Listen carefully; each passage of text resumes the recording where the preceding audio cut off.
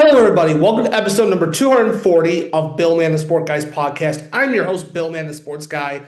For the latest weekly news of the NFL, NBA, MLB, NHL, college sports, WNBA, this is the podcast to be. All right, so we're going to start off episode number 240 with Puka Nacua of the Los Angeles Rams and talk about controversial take. So Puka Nacua was on a live stream during a live stream that he was actually on with Aiden Ross. Puka Nacua came out and said that concussions are all in your head and you just can't think about it. And he also stated that they aren't as physical injuries like ACL tears. So, but also later on, he did go out and say that he believed CTE, which is chronic traumatic encephalopathy, is real. Okay. Now, I really thought this take was very dumb of him and very wild. Because, first of all, concussions are real. Let me tell you that right now. And let me say it again. Concussions are real. It happens in sports. Okay? Now, we look at Tua Tagovailoa, who's had 5 concussions, 4 NFL, 1 during college. Okay? Also, did a bit of research. Okay? Football, soccer, hockey, lacrosse are labeled as the highest concussion rates in sports. In terms of high school, 5 out of 1,000 athletes get exposed. College, there's no number when I was doing my research, but it's rumored that it goes to 0.37 out of 0.74 of 1,000 athletes. The NFL, now this season, a midseason report that concussion rates have gone up compared to 2024. 2024, the concussion rates went down by 43%, but it has gone up to supposedly 1.48 due to the rules. Now, for soccer, over 13.48 out of 1,000 MLS athletes. Now, for youth, high school, college, that gets rates up pretty higher from around 6.8 to 8.9%. Hockey has seen 0.54 over 1,000. Now, the NHL has variety. Now, youth sees 20 to 25% of concussions for hockey. Now, baseball, really 0.05 out of 1,000, as it is rarely likely to happen. Then basketball, there has been reported 70 concussions from 2015 to 2021, which was the latest NBA concussion stat that I could find. Now, as for college basketball, nothing has came out. Okay, and here's some other sad parts. Out of deceased former NFL players, 345 out of 376 have been diagnosed with CTE. That's 91.7%. Demaryius Thomas, Aaron Hernandez, Phillip Adams, Vincent Jackson. Now, the main thing that I have a bother with, 6% of athletes, including professionals, will get diagnosed with CTE. Now, 18 out of 19 and hockey players, even NHL, have been diagnosed with CTE. There's only been one CTE in Major League Baseball, and that is Ryan Freel, who played from 2001 to 2009 with the Cincinnati Reds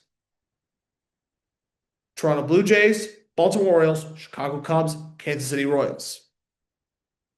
So I felt dumbfounded after hearing Puka say that concussions aren't real. First of all, concussions are real.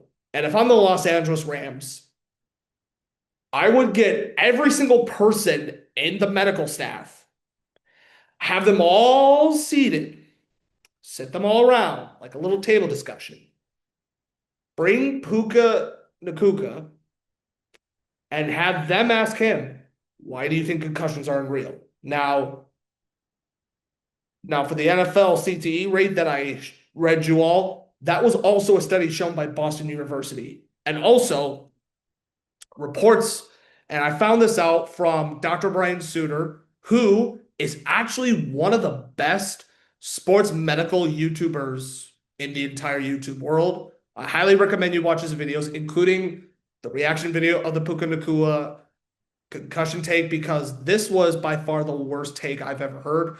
I believe concussions are real. CTE, both of them are real things. And for Puka to come out and say that is just completely dumbfounded.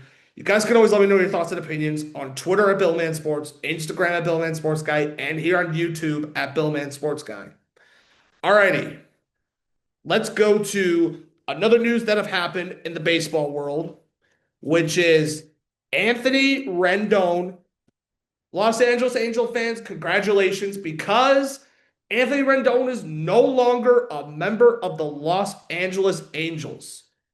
Now, the Angels bought out his contract today, and if you compare his numbers, first of all, after the 2019 season where Rendon won a World Series with the Washington Nationals, he signs a 7-year, $245 million contract with the Los Angeles Angels.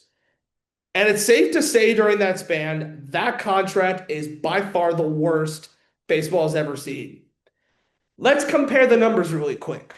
Anthony Rendon, while he didn't play a single game during the 2025 season, but for his time with the Washington Nationals, from 2013 to 2019, he hit 136 home runs, drove in 546 RBIs. His career OPS with the Nationals, 859. That is really, really good. Now, how bad did he do with the Angels, you say? Well, he played 58 games. That was in 2021. And also, he played almost the entire 2020 COVID season, playing 56. Ever since then, injury to where he missed the entire 2025 season. Okay, now his number with the Angels. Only 22 home runs. That's right. Only 22 out of his 158. 125 RBIs. You know what his entire OPS was with the Los Angeles Angels? I'll give you a second to guess. Okay, I'll give you another 10 seconds. If you guessed 717, then you are correct. And you know how much money he's earned throughout his tenure with both teams?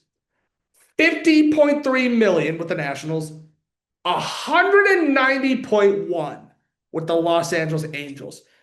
Anthony Rendon has stolen more money than the Los Angeles Angels. Okay, and here's another crazy thing. This is a little theory as to why maybe the Angels haven't made the postseason since 2014. Out of their top 5 most paid players, batters, not including pitchers, Mike Trout, number 1, $426.5 million. He is the only one that is active. Okay? Anthony Rendon comes in at number 2. Bought out today, December 31st, 2025. Albert Pujols, do we all remember that contract he signed for $240 million? Well, he got released by the Angels in 2021. Josh Hamilton, $125 million deals.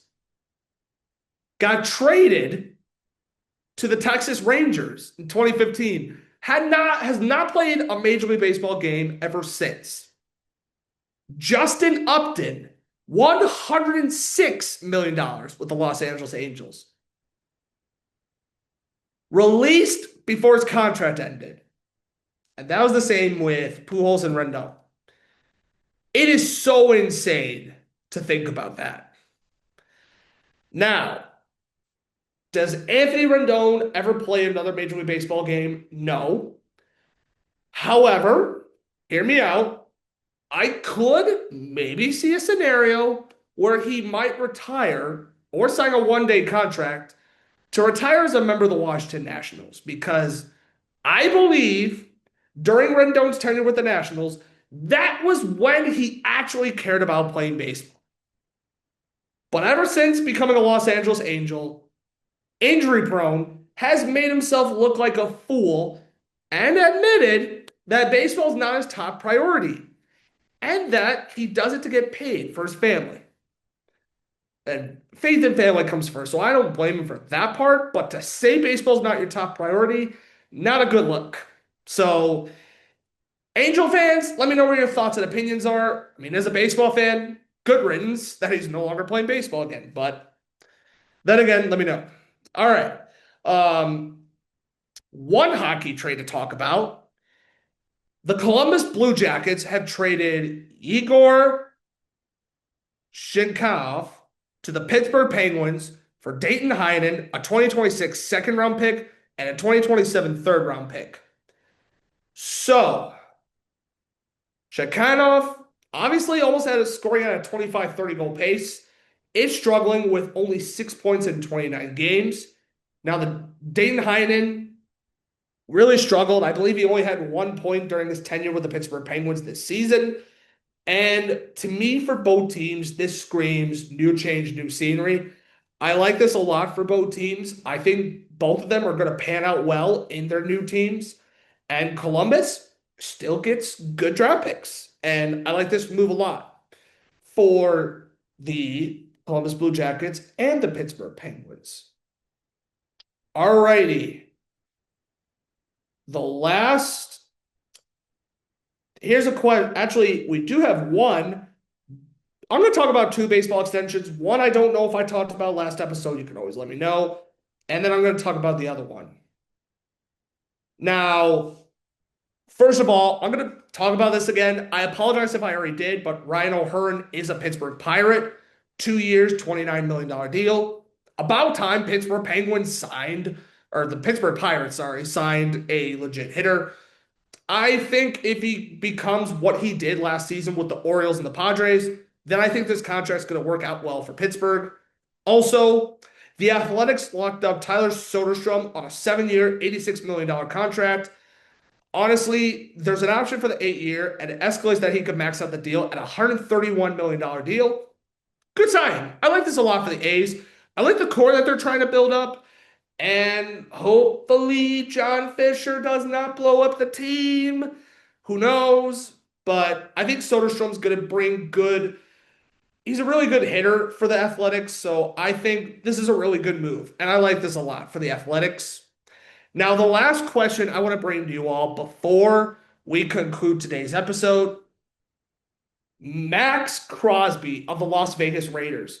There was reports that the Raiders shut him out for the rest of the season, and he stormed out of the Vegas facility.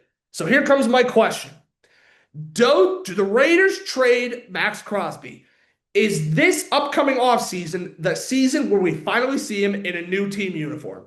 And if he does, what season or what team does he go to? And if I had to take a guess, call me crazy. I got a few teams I can maybe picture Max Crosby. Maybe I'll do that in the next episode. Do a top 5 team prediction that I could see Max Crosby in. But I want to know what team could you see in a new uniform for the 2026 season. And now, before we end the episode, let's do the NFL Power Rankings from Week 17. Because And I apologize that this episode's coming out late because I was pretty busy the whole weekend. Number 32 is the Las Vegas Raiders. Number 31, the Arizona Cardinals. 29 is the New York Jets. Number 20 is the New York Giants. Number 27 is the Cleveland Browns. I mean, hey, I had to bump them up after upsetting the Pittsburgh Steelers. Number 26 is the Tennessee Titans. Kudos to them. Number 25 is the Kansas City Chiefs. 24 is the Washington Commanders. 23 is the Tampa Bay Buccaneers. I mean, even letting the Carolina Panthers win, or after losing the game, how do you let that happen? I mean, I feel like they're letting the division slide away. Number 22, the New Orleans Saints. Kudos to them for the way they've been playing lately. Number 21 is the Dallas Cowboys. Number 20 is the Atlanta Falcons. 19 is the Miami Dolphins. 18 is the Cincinnati Bengals. 17 is the Detroit Lions. 16 is the Indianapolis Colts. 15 is the Minnesota Vikings after what they did to the Detroit Lions. Number 14 is the Carolina Panthers. Number 13, the Pittsburgh Steelers. Number 12, the Baltimore Ravens after destroying the Green Bay Packers. Which, speaking of the Packers, they fall at number 11. Number 10 goes to the Los Angeles Rams. Number 9, the Los Angeles Chargers. Number 8, the Philadelphia Eagles. Number 7, the Chicago Bears. I had to bump them down after that thriller game against the 49ers. That was awesome to watch. Number 6, the Houston Texans. Number 5, the Buffalo Bills. Number 4, the Denver Broncos. Number 3, the San Francisco 49ers. Number 4 is Jacksonville. Number 3 is Jacksonville Jaguars. Number 2 is the New England Patriots. I apologize if I mixed up the numbers. That's probably the one thing I need to improve on for the next NFL Power Rankings. And number 1, Seattle Seahawks. They're just a dominant team, and I think they're easily the Super Bowl threat for the 2025 season. So this concludes episode number 240 of Bill Man's Sport Guys podcast. I gave you guys my thoughts on the horrible Puka Nacua thought on concussions. Concussions are real. CTE is real. We also talked about Anthony Rendon being bought out from the Los Angeles Angels, the Igor Shekanov trade to the Pittsburgh Penguins, and also went through the NFL Power Rankings and the Tyler Soderstrom and Ryan O'Hearn signings. Let me know your thoughts and opinions. You can always follow me on Twitter at Billman Sports, Instagram at Billman Sports Guy, and here on YouTube at Billman Sports Guy. I wish you all happy holidays, happy New Year. Can't wait for an exciting 2026 season. And have a good evening, everybody. Peace out.